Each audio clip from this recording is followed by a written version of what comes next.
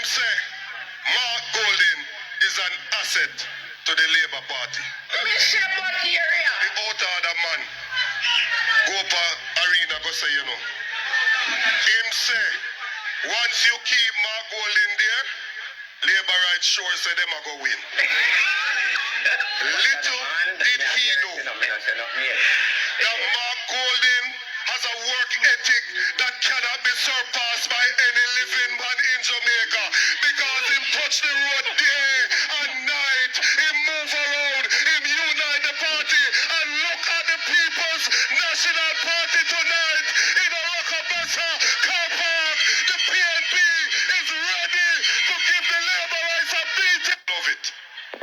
Well, good evening, my viewers, subscribers. Welcome back to another M&M TV video. My viewers and my subscribers, you have heard there from Dayton Campbell, as you have heard, my viewers, how he was proud of Marky G, my viewers, but the truth was told to him, but he could not accept it. But my viewers, there you have that, because what we look at this now, my viewers. Should Marky G stay or should he go?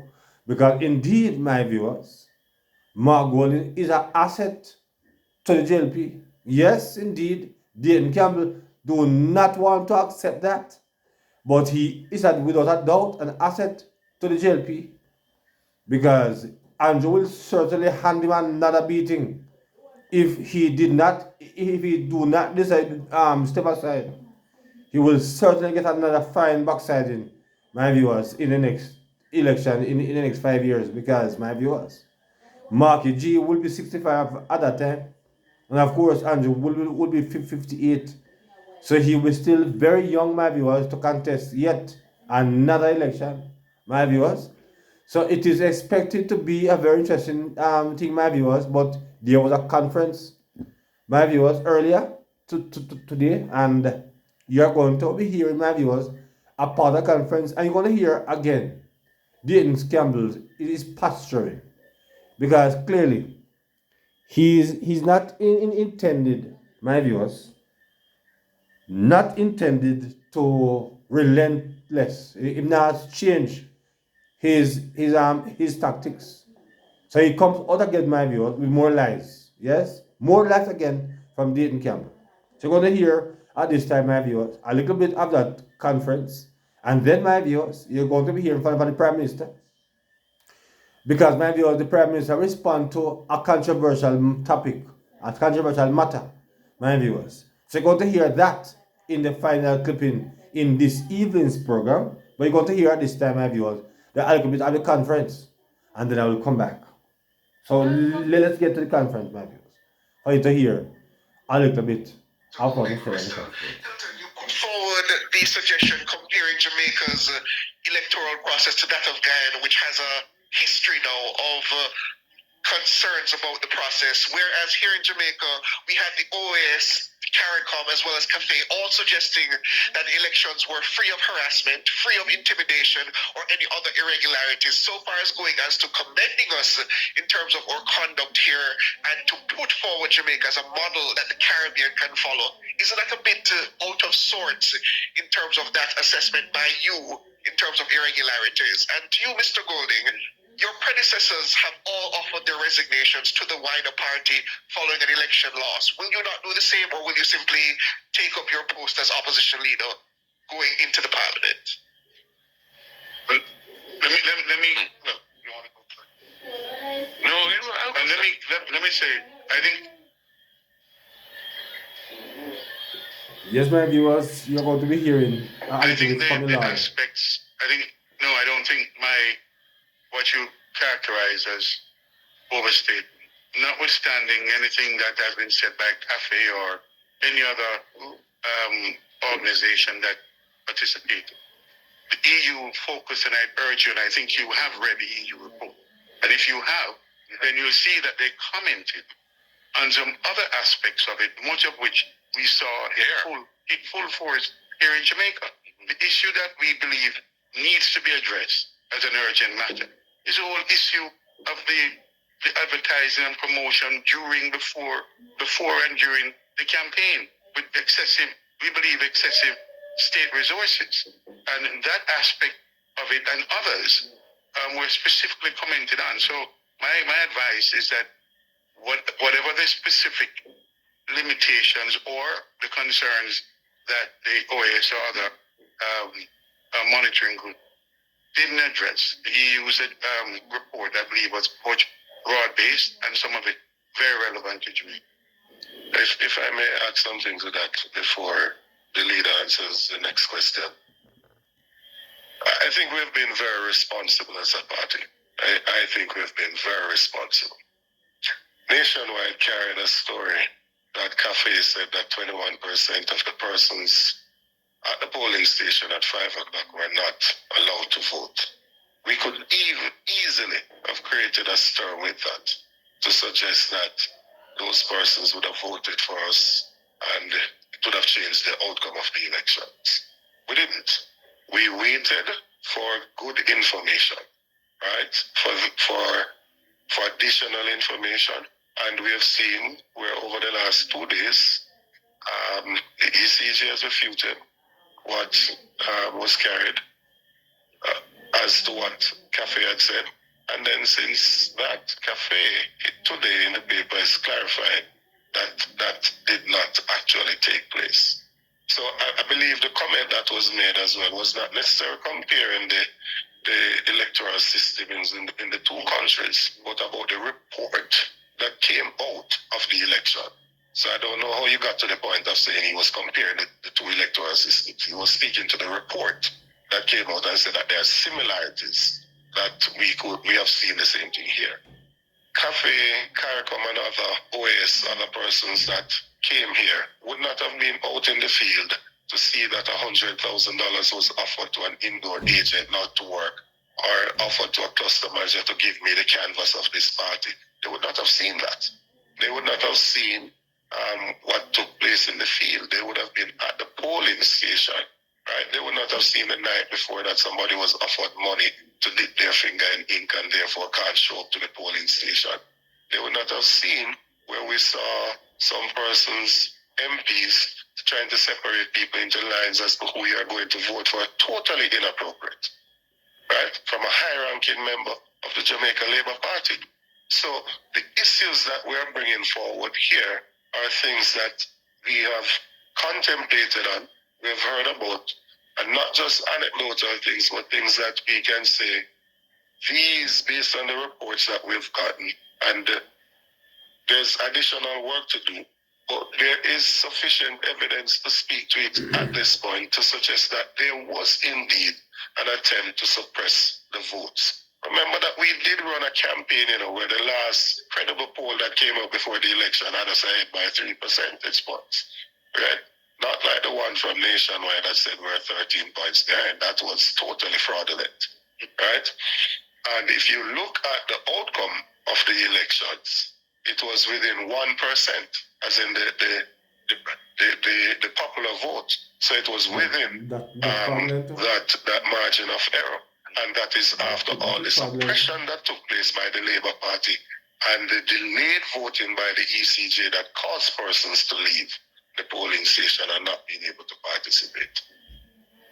In relation to, well, first of all, I'm not aware of any historic precedent of which you speak. There have been instances where party leaders have offered their resignation. There have been instances where they haven't, to my knowledge. I serve at the pleasure of the party, and I'm happy to continue to serve in the capacity as leader for as long as the party wants me to. And thus far, all of the MPs who have been elected, all 28 other than one who's overseas traveling, have signed a letter confirming that they have confidence in me and want me to be the leader of the opposition. And that's where it is right now. If I may add again, if I may just add something to that.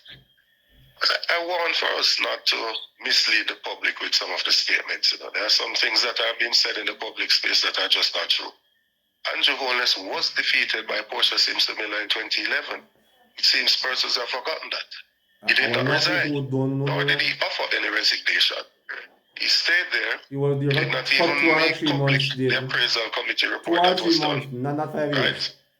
10 of the 21 MPs signed a no confidence in him.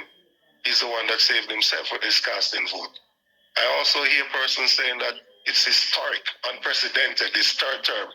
When they say one complain about the PNP being in office for 18 years, the PNP has won 4 consecutive elections in Jamaica. So what is historic? It's historic for the JLP that they have won 3 elections. It's not historic for Jamaica. PJ Patterson won in 93, 97, and 2002. Why do we continue to mislead the public in this vulgar manner? Yes, my viewers and subscribers, there you have it from the dishonest guy. You know, he started off the third term, my viewers, in opposition with the same lies. Because my viewers, we know that Portia did beat Andrew in 2011. I mean, I don't know where Dayton Campbell gets his crap from. We know that, but it's not 5 years. Andrew was in opposition as far as that particular situation, because in 2011 Andrew was the prime minister for a short time. Yes, for some 2 months and a little bit, and then he lost because of the Manat situation. So we know that. So, but my viewers, what Dayton Campbell failed to accept, that with PJ, Siaga was his beaten stick, but with Andrew, he have taken down 3 different PNP leaders, and that is historic. But he refused to accept that, because we all know that PJ did get 3 elections win, but 3, against Siaga, because Siaga decided that he wanted to remain as opposition leader because he likes to be opposition leader. So that was the reason PJ could have both, because PJ have found Siaga's ticket, right? That was the reason make him win 3 elections against Siaga. But he could not have done that if Bruce Golding was there. But my viewers, want to drop some comments on that, because we hear that Dayton Campbell cannot help himself. Yes, he can't help himself. Stop tell lie, my viewers. Dayton Campbell is just a liar by nature.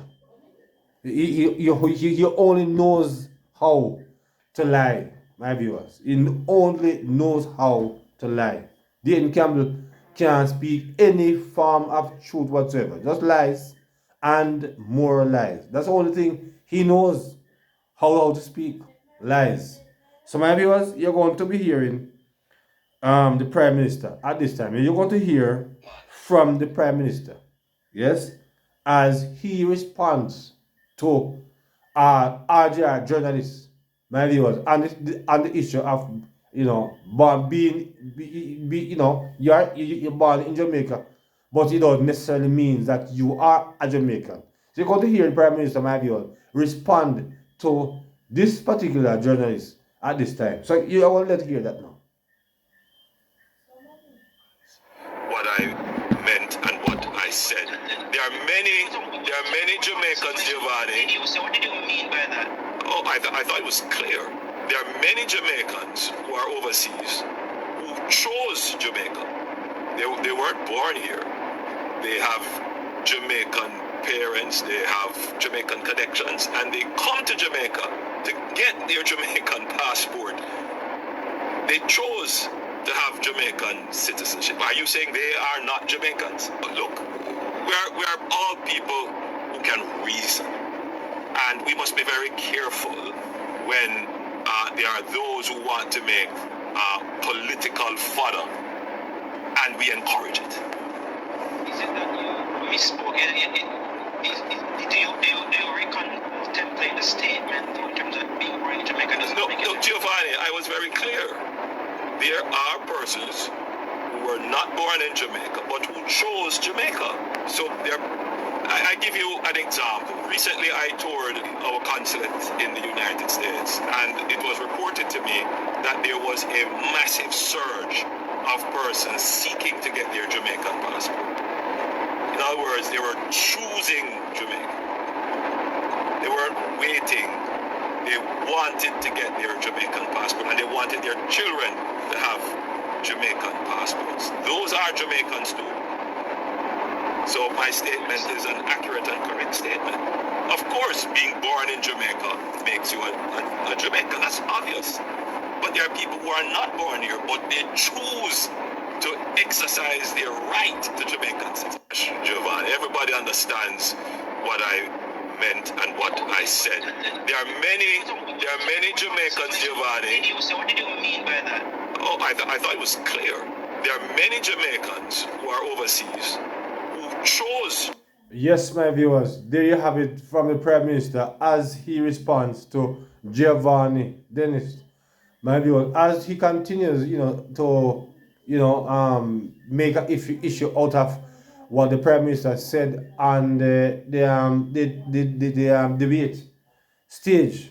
They continue to try to make a big deal out of that, my viewers. But we know what the Prime Minister means, and he have explained it extremely well, my viewers. So we don't have to add anything more to what the Prime Minister said there, because he addressed it quite front and center. Yes? So my viewers, will drop some comments as it relates to these lines, some of the lies that Dayton Campbell wrote with, my viewers.